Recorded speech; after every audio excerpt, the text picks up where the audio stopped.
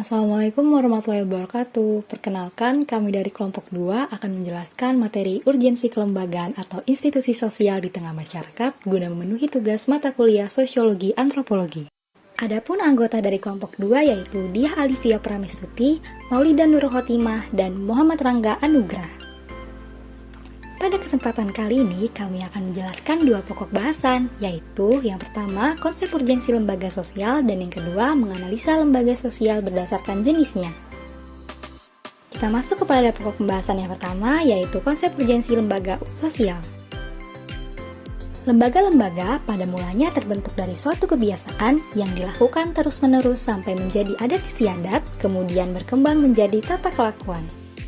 Berikut adalah pengertian lembaga sosial menurut para ahli.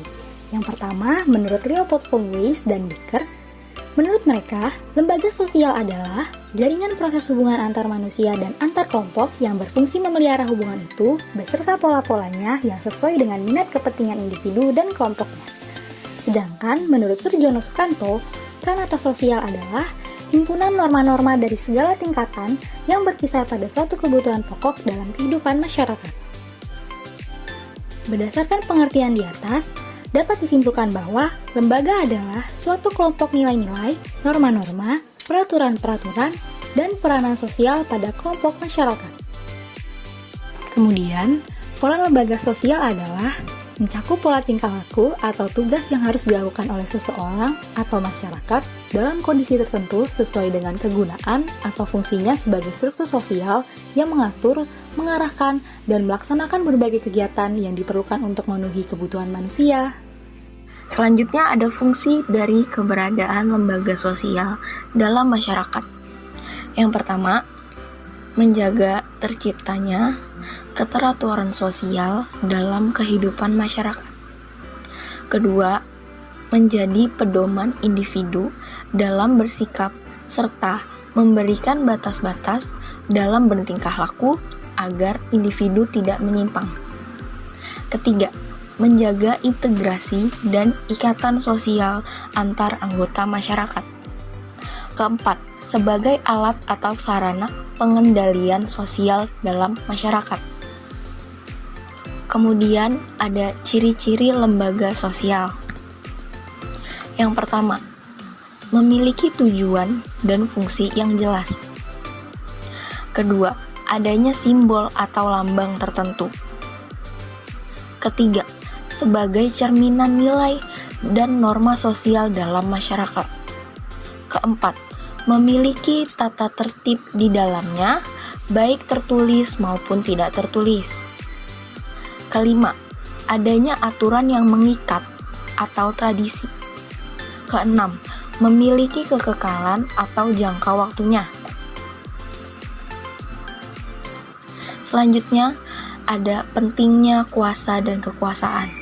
Kekuasaan berasal dari kata kuasa, yang berarti kemampuan atau kesanggupan berbuat sesuatu. Menurut Foucault, kekuasaan adalah tentang sebuah relasi. Karena menurutnya selama di sana masih ada dimensi, maka akan ada suatu relasi yang mengikuti dan melekat pada dirinya.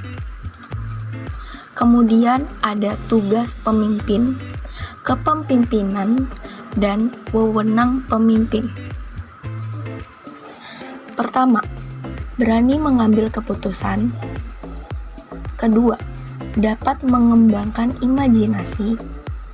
Ketiga, mengembangkan pengendalian rencana.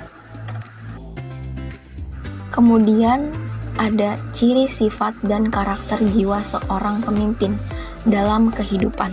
Yang pertama, kecakapan dalam mengarahkan atau mengatur anak buah. Yang artinya, sebagai pemimpin, kita bertindak sebagai pengendali para bawahan untuk mendapatkan sikap yang baik dari para bawahan. Contohnya seperti bersikap tegas, lalu berbicara dengan pasti. Lalu kedua, pemimpin adalah orang yang memiliki kompetensi. Maksudnya apa? Maksudnya itu pemimpin yang cakap, kuat, berpendirian teguh, memiliki pemahaman yang baik terhadap suatu situasi, dan mampu menyesuaikan keputusannya, baik dari segi etika, moral, dan sebagainya. Ketiga, emosi yang stabil. Maksudnya di sini adalah stabil dalam emosi berarti bahwa seseorang memiliki perasaan yang tenang dan tidak mudah goyah, kayak konsisten gitu, tidak cepat emosi atau naik darah, tidak cepat berprasangka buruk, dan melakukan justifikasi terhadap orang lain, serta memiliki kepercayaan diri yang besar. Keempat, kemampuan sosial. Kemampuan ini berguna demi terciptanya kepercayaan, baik antar pemimpin dengan bawahan atau bawahan dengan pemimpinnya.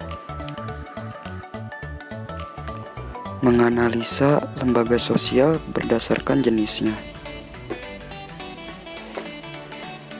1. Yaitu politik.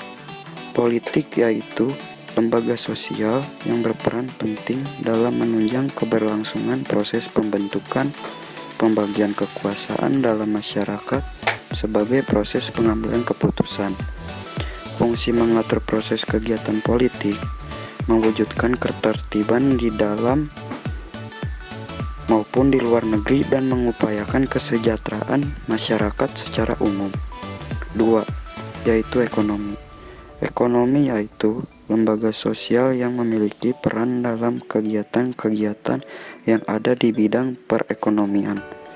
Fungsi utama adalah menjaga agar kebutuhan pokok masyarakat agar dapat terpenuhi secara keberlanjutan. 3. Yaitu hukum.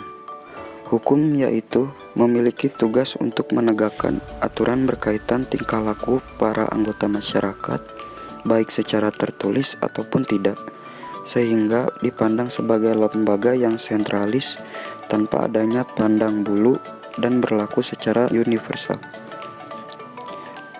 4. Yaitu agama. Agama yaitu merupakan bagian dari praktik kepercayaan masyarakat yang terus mengalami perkembangan seiring dengan kemajuan peradaban.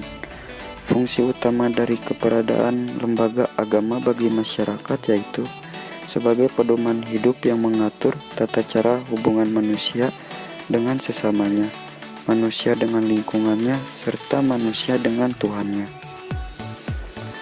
5. Yaitu pendidikan.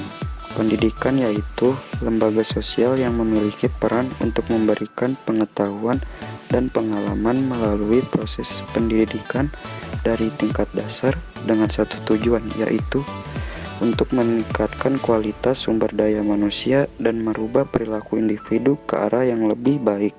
Sekian, terima kasih. Sekian pembahasan dari kelompok kami. Semoga pembahasan kali ini dapat dimengerti oleh kalian ya. Jika ada kritik dan saran, bisa ditinggalkan di kolom komentar. Jangan lupa berikan like-nya juga ya. Terima kasih. Wassalamualaikum warahmatullahi wabarakatuh.